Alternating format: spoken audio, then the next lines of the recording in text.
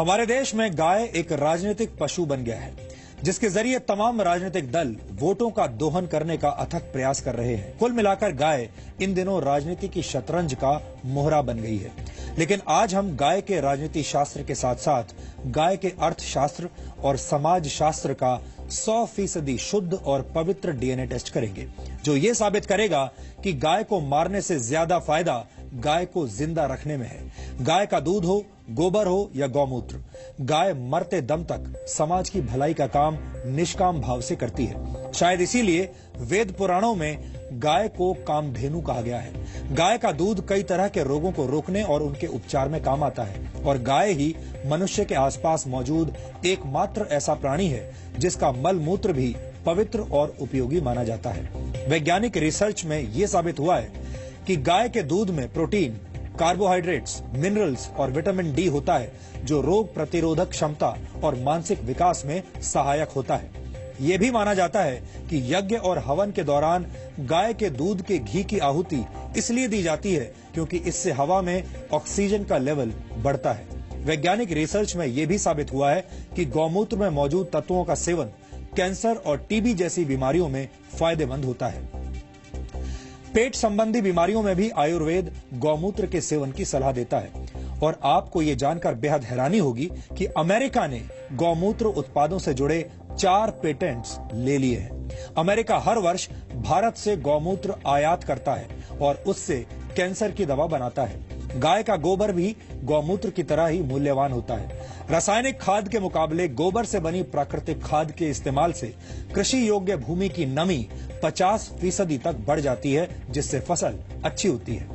गाय के गोबर से बनी बायोगैस अमेरिका और जर्मनी जैसे देशों में गाड़ियों के ईंधन के तौर पर इस्तेमाल हो रही है और मशहूर कार निर्माता कंपनी टोयोटा गाय के गोबर से हाइड्रोजन फ्यूल बनाने की तकनीक पर भी इस वक्त काम कर रही है।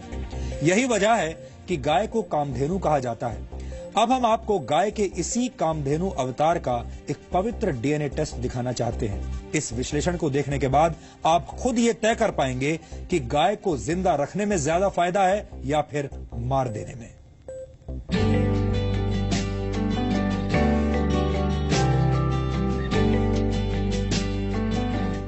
आज हम आपको बताएंगे कि माता और मांस से आगे गाय वो कामधेनु है जो इस देश से बेरोजगारी को खत्म कर सकती है। गाय वो जानवर है जो इस देश में पेट्रोल और डीजल की कीमतों को जमीन पर ला सकती है।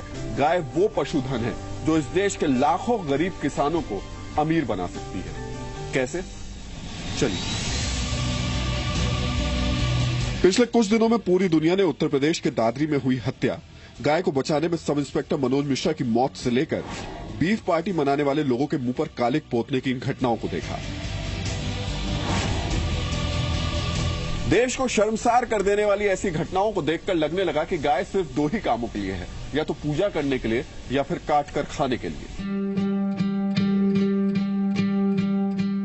लेकिन आप हैरान रह जाएंगे, जो गाय दूध नहीं दे सकती, जिसके हाथ पैर बेकार हो चुके हैं, जिसे बेकार समझकर सड़क पर छोड़ दिया जाता है, जिसे 5-6 हजार के लिए मांस का टुकड़ा समझा जाता है, वो गाय हर महीने एक बेरोजगार को सिर्फ गोबर और गौमूत्र से 5 से 6 हजार रुपए का रोजगार दे सकती है। गाय गौ का मूत्र भी हमने काफी 10 रुपए लीटर भी लगाए तो अभी 5 लीटर 50 के हिसाब में 8-10 हजार महीने का तो एक गाय आराम से आपको गोबर मूत्र दे सकती है।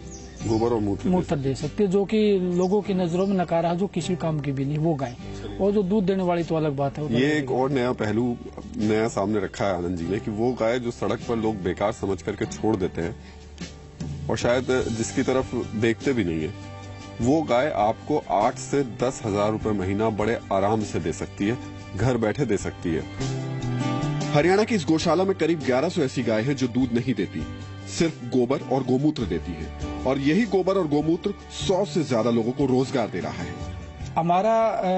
हमारे पास जितना जो हम काम करने वाले हमारी थोड़ी ग्रोथ कम है, इसलिए हम अभी हमारा 3.5 करोड़ रुपए का साल का 3 करोड़ रुपए सालाना सर टर्नओवर है। और बेकार गायों से आप कमा रहे हैं। हाँ जी, 3.5 करोड़ रुपए हम इससे जो कर रहे हैं हम। मैं तो एक और कहूँगा, जितने भी बेरोजगार भाई है या पढ़े लिखे भाई है, आप इसको बिजनेस बनाएं, गाय को बांधे।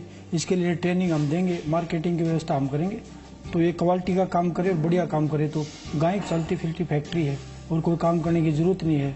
नौजवान पढ़े लिखे भाई ये काम कर सकते हैं। इसके सिर्फ 50% गोमूत्र है, उसको लेकर फिल्टर करके 50% उसका अर्क निकाला जाता है और वो भट्टी से निकलता है, कंडेंस करके उसको वेपर्स को कंडेंस करके निकाला जाता है। बड़े आराम से घर पर निकाला जा सकता है। तो फिर उसकी कीमत कितनी हो जाएगी? उसकी कीमत यहाँ हम इसको 100 रुपये में दे रहे हैं, 485 ml। तो जस्ट ये आपको 250 रुपये पर लीटर पड़ जाएगा। हम ये बताना चाह रहे हैं कि एक देश में न जाने कितने लोग बेरोजगार घूम रहे होंगे और उनके सामने ही कितनी बेकार गाय घूम रही होंगी। तो ये दोनों अगर मिल जाएं तो दोनों का भला हो जाएगा। यानी दूध देना बंद करने के बाद भी गाय कामधेनु बनी रहती है, जो लोगों के लिए न सिर्फ रुपए कमाने का जरिया बनती है बल्कि इंसान की जिंदगी भी बचाती है। कैंसर और HIV, hepatitis B, RP ulcer जैसे जैसे हमारे 99% रिजल्ट है।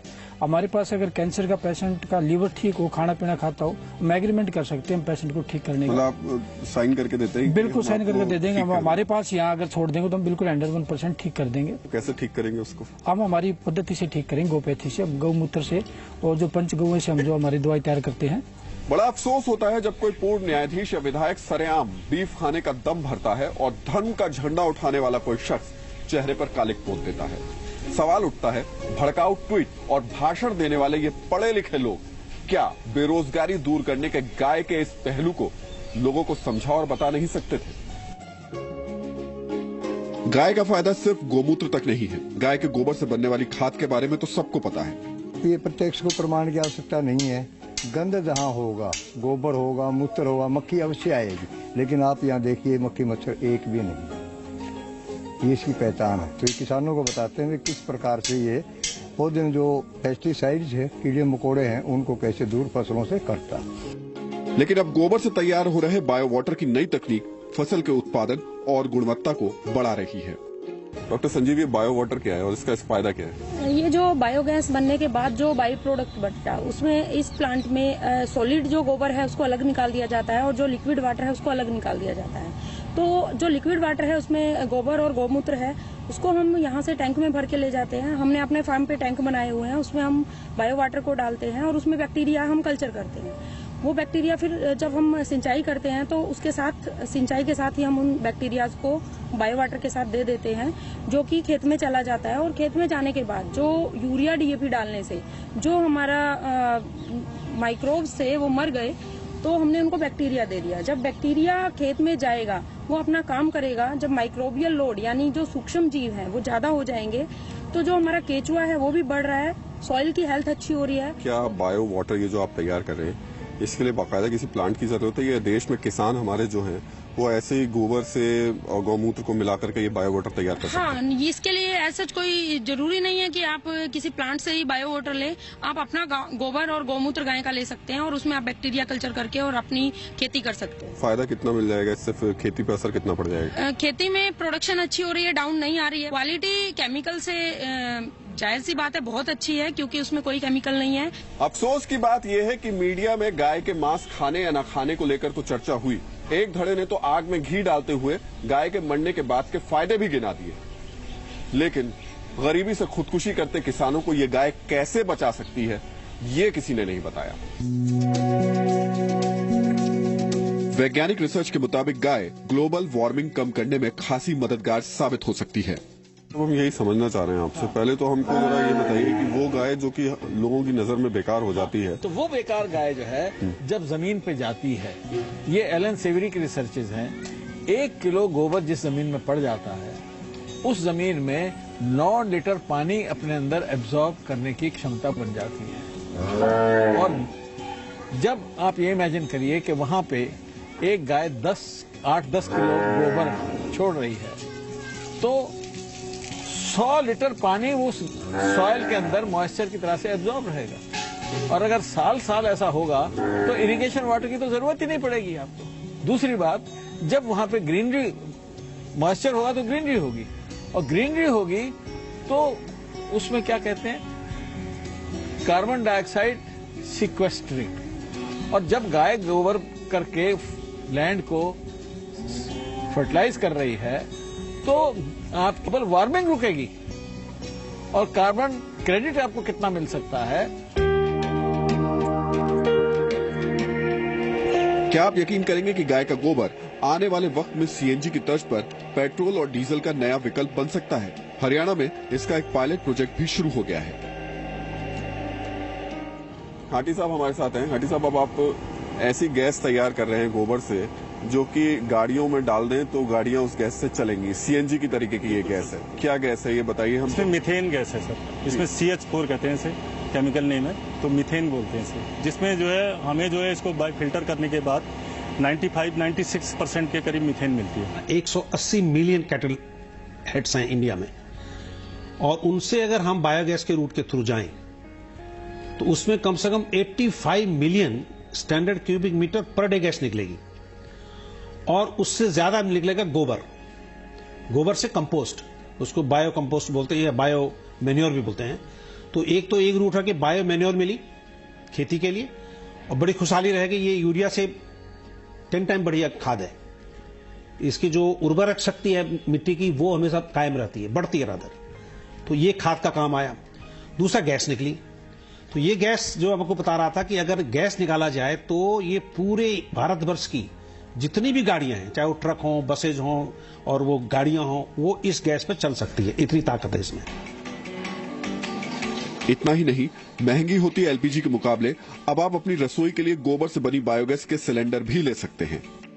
गोबर से बनने वाली बायोगैस का इस्तेमाल सिर्फ गाड़ियों के लिए नहीं, बल्कि अब कोशिश ये भी की जा रही है कि होटल, रेस्टोरेंट्स या फिर आपके घर में भी बायोगैस के सिलेंडर पहुंचे, और इसके लिए प्लांट्स लग चुके हैं। तो हमने कैस्केट बनाया है सर इसके लिए स्पेशली, अगर किसी को ज्यादा रिक्वायरमेंट होती है ना, तो हम ये जो है ये छोटे वाले कैस्केट, ये जो कैस्केट है इनको सप्लाई कर सकते हैं पूरा। भारत सरकार जैसे सोच रही है कि भैया ये बायोगैस प्रोडक्शन जो है हम रूरल एरियाज में इतने ज्यादा बना लें। नेशनल बायोगैस मिशन में उन्होंने बोला कि 10 मिलियन छोटे छोटे प्लांट लगाएंगे। अगर इस ढंग से हो जाएगा फिर उनको एग्रीगेट करके फिर सीएनजी में जाना उचित है। ये जो सर 10 मिलियन अगर बायोगैस प्लांट यहाँ लग जाते हैं देश में, तो उसका फायदा क्या मिलेगा? एक तो वो किसी घरों में दे सकते हैं आराम से, जैसे आजकल जो है एलपीजी सब्सिडी करो, ये करो, क्या जरूरत है, ये सीधे घरों में जल जाएगी, पहला काम है। दूसरा, इससे पावर जनरेशन हो सकता है। तीसरा, जो इनके छोटे मोटे ढाबे हैं या दुकानें चाय की हैं, मिल्क प्रोडक्ट की हैं या जलेबी जो भी बनाते हैं, ये वो यूज करेंगे। छोटे स्तर पर देश में गोमूत्र और गोबर से हजारों लोग कमाई कर रहे हैं, लेकिन सरकार चाहे तो दवाई, खेती और ऑटोमोबाइल सेक्टर में गाय का गोबर और गोमूत्र से बड़ा योगदान मिल सकता है। लेकिन सरकार भी गाय पर बोलने से बच रही है। बुरा मत मानिए, लेकिन आज जुबान बहुत तल्ख है। अब इसे गोबर कहें या फिर उन लोगों की बुद्धि को जो गाय पर लड़ रहे हैं और पूरी दुनिया के सामने देश की छवि का गुड़ गोबर कर रहे हैं। कैमरामैन शंकर शनमलिक और जयदीप के साथ राहुल सिन्हा, जी मीडिया, दिल्ली। आपने देखा कि एक गाय किस तरह से सामाजिक और आर्थिक नजरिए से बेहद उपयोगी है, यानी गाय मांस के मुकाबले मां की भूमिका में ज्यादा फिट बैठती है। वैज्ञानिक शोधों में यह बात साबित भी हो चुकी है कि गाय का मांस खाना पर्यावरण के लिए भी नुकसानदायक है।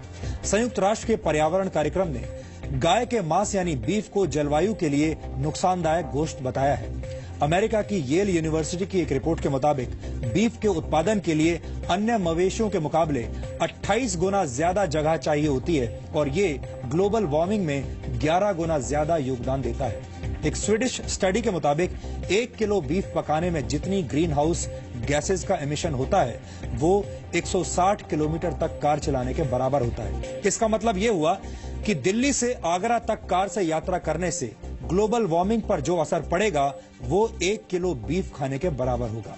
बीफ उत्पादन जल संरक्षण के लिहाज से भी खराब है, क्योंकि गेहूं और चावल जैसी मुख्य फसलों के मुकाबले बीफ के लिए पशुपालन में करीब 10 गुना ज्यादा पानी लगता है। ये वो वैज्ञानिक तथ्य हैं जिनकी सत्यता पर उंगली उठाना मुश्किल है, यानी गाय को मारने से ज्यादा फायदा जिंदा रखने में है। इसलिए हमें लगता है कि गाय उस मुर्गी की तरह है जो सोने का अंडा देती है, और सोने का अंडा देने वाली मुर्गी को मारना समझदारी नहीं हो सकती।